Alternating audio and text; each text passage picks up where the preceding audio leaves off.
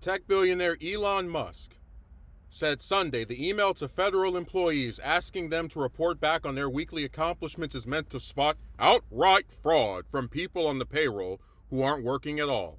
The reason this matters is that a significant number of people are supposed to be working for the government and doing so little work that they are not checking their email at all, Musk wrote on his social platform X, responding to a post about the email. In some cases, we believe non-existent people or the identities of dead people are being used to collect paychecks, Musk continued. In other words, this is outright fraud. Musk, who has led the White House effort to expose waste, fraud, and abuse in the federal government, announced Saturday afternoon on X that federal employees would soon get an email request to understand what they got done last week. Failure to respond will be taken as a resignation, he added. The message, reviewed by The Hill, told federal employees to please reply to this email with approximately 5 bullet points of what you accomplished last week. The email instructed employees to include their manager on their response, not to send any classified information or attachments, and reply by 11:59 p.m. Eastern Standard Time Monday. As with many of Musk's moves and directives, the blowback was swift. Everett Kelly, the president of the American Federation of Government Employees, released a critical statement Saturday. It is cruel and disrespectful to hundreds of thousands of veterans who are wearing their second uniform in the civil service to be forced to justify their job duties to this out-of-touch, privileged, unelected billionaire. AFG will challenge any unlawful terminations of our members and federal employees across the country. Musk said early Sunday that he already received a large number of good responses to the email and suggested these are the people who should be considered for promotion. The new Trump administration strategy comes as Musk takes an outsized role in helping Trump slash the federal workforce. Musk wielded a chainsaw during CPAC earlier this week, touting the cuts and exclaiming, "This is the chainsaw for bureaucracy." You know, it's a sad day in America when, because like the truth is, most of us are never going to be billionaires.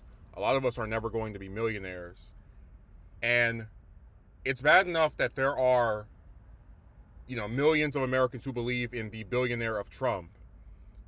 But the fact that some of them who work in the federal government probably voted for that billionaire, and then he has this unelected billionaire who is just slashing hundreds and thousands of jobs, really with stupid methods, right? Oh, I sent this email because the people who aren't working at all wouldn't bother to even check their email. Like, what? So you're going to tell me that you're going to stake someone's entire goddamn livelihood on whether they look in their email?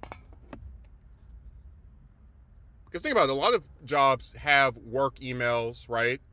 But with some of these jobs, for example, again, it depends on which one you have, you might not be in front of a computer, or even if you have your cell phone, you're not. What would the incentive be to just have checked your email every day or every couple of days to see an email from Musk? And a lot of times when you see emails from people related to your job or messages, you might think it's just some more form letter. I'm not going to call it spam, but just the stuff that is not directed to you specifically.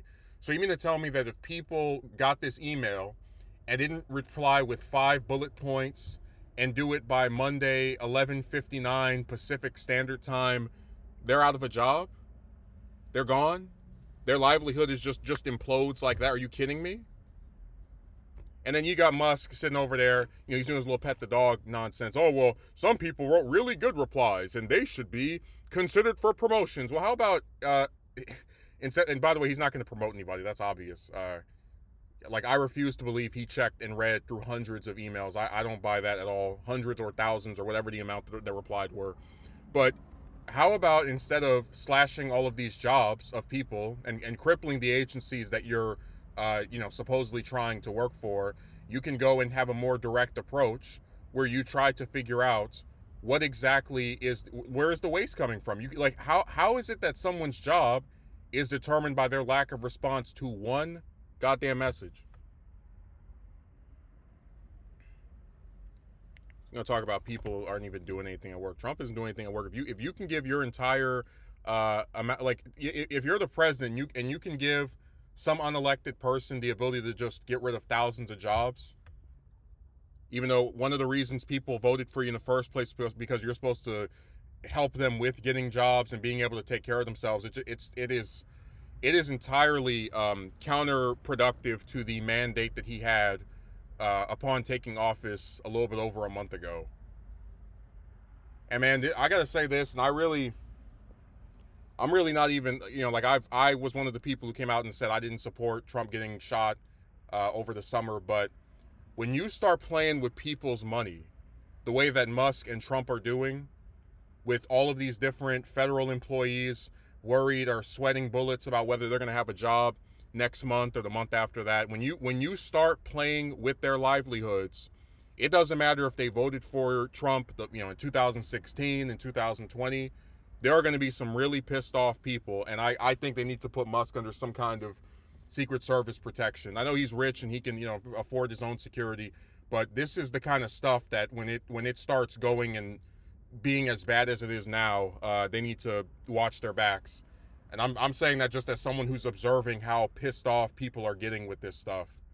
And rightfully so. I just wish that you would have seen the same, because really all this comes down to is that people like Musk, Trump, Ramaswamy, all these billionaires, they are insulated from the consequence of what they do to regular people.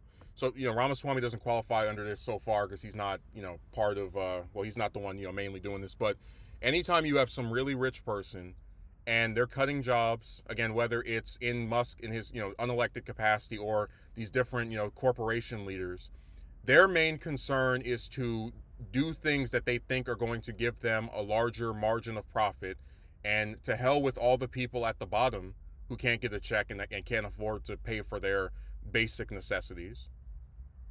That's one of the reasons why I said we live in a rotten society, and it looks like more and more people are realizing. I mean, imagine just 2-3 years ago, somebody told you, hey, this person that nobody voted for, who doesn't have a cabinet job, anything where there's like some level of democracy, right? This person that nobody voted for is going to have the power to get rid of thousands of jobs just with stupid stuff. Not even like, we look through here and the people who've worked here longest, we're going to keep them. No, it's literally, hey, I sent an email, and if you didn't reply, we will take this as a termination. And this is good proof that you guys are not doing anything because you're not logging into your email every single day. Like, I log into my email every day, right? That's because I have emails from, just all over the place.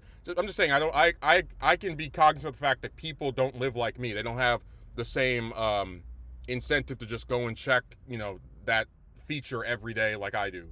So we're going to see some more destructive stuff from Musk before God, over the course of the next 4 years, unless Trump gets rid of him, which I don't think he will. Only if the pushback gets really severe, maybe.